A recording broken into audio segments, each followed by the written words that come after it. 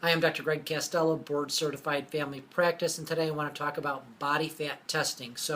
Weight is not the end all be all. You do need to know what your body fat is, especially if you're doing exercise or lifestyle modifications or diet, because you may not see a change in the scale if you displace 5 pounds of fat and gain 5 pounds of muscle, and then you get frustrated. So I do recommend body fat testing with a traditional body fat scale.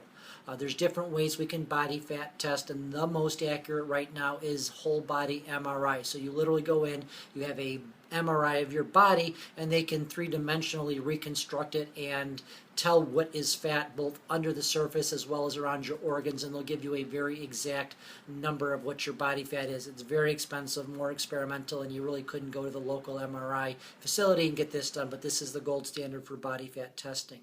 Probably a close number 2 would be immersion testing. So they check your weight, they put you in a sling, and they dunk you into a pool underwater, and they measure how much you weigh underwater, and then they know what fat, how well fat floats and how well muscle floats, and they can determine your body fat by immersion testing. And this is something you could do maybe once a year if you were interested to get an indication on what you're doing, but it's not convenient, it's fairly expensive, and not many people do this. The next best way, and probably the most convenient way, would be to get a body fat scale where you step on the scale and it measures your body fat. The way these scales work is by what's called impedance or resistance to electricity. Your body has a certain ability to conduct electricity. Muscle tissue is made mostly of water and conducts electricity very well. Fat tissue is an insulator or poor conductor of electricity. So when you step on a scale, a small electric current, you don't feel it, goes from one foot up your leg and back down the other side, and the scale measures the impedance or the ohms of resistance, how well or how difficult electricity goes from one leg to the other.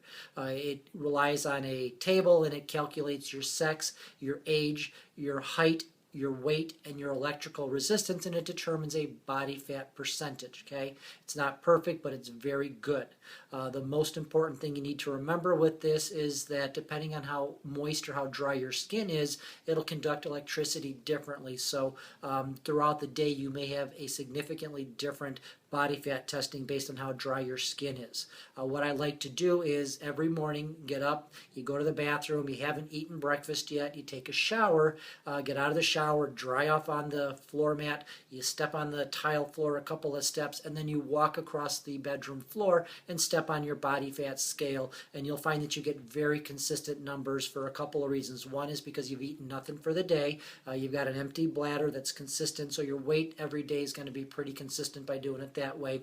The same shower routine, the same dry off routine, the same walking across the floor will give you a very consistent moisture content in your skin and give you the same contact with the scale and an accurate result. So as an example, when I do body fat testing in the morning, if I go back and I do it later in the day, I'm about 5 or 8% higher body fat because my skin is drier later in the day than it is in the morning. So it would be very frustrating to check body fat and find out that it's 8% different from day to day, so you always want to do it in the morning.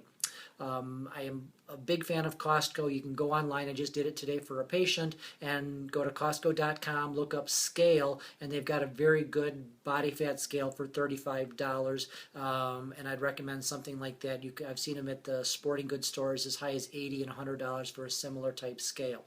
They have the hand grip scale, same concept, but we're measuring a smaller part of your body. Arm to arm is smaller than leg to leg, so it seems to be a little bit less accurate. Same issues with dryness or moisture of the skin will cause some variations in your body fat testing. We talked before about calculating percentages of body fat, and we'll use 100 pounds as an example. If you weigh 100 pounds and you're 20% body fat, that means you've got 20 pounds of fat and 80 pounds of lean. If you exercise for 3 months and you still weigh 100 pounds and you're now 15% body fat, that means you've lost 5 pounds of fat but gained 5 pounds of muscle in the process, and the only way that you would know that would be by doing body fat testing. So go out, get yourself a body fat scale if you're doing exercise or changing your lifestyle. I don't recommend it for day-to-day usage unless you're doing some physical activity or changing something different in your life and you want a positive reassurance that what you're doing is helping. Dr. Greg Castello, thanks.